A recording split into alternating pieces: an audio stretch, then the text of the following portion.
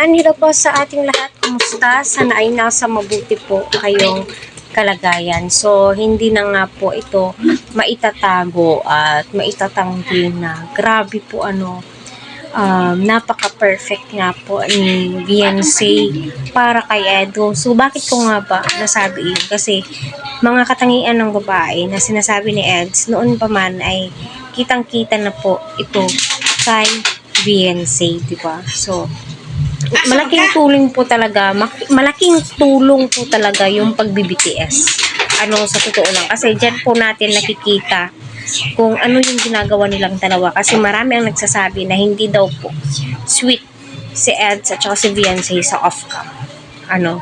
So ngayon, sampal sa mga basher, itong nakikita po natin, di ba? So, ayun. Kaya patuloy po natin suportahan si Kalinga Prab Pival at ang buong team. Huwag po natin skip ang kanilang ads para sa ganun nga po ay marami pa pong kababayan po natin ang kanilang matulungan. So grabe no, napakaganda po ng views ng LC, Danjoy, Kalinga Prab, ELM, kumbaga kasi nagsama-sama silang lahat eh. Lahat ng mga supporters ay nagsama-sama at nanood po ba. So panoorin po natin maigi kung ano po yung ginawa ni Beyonce no, na grabe. Tuwang-tuwa po ngayon ang mga EDC supporters,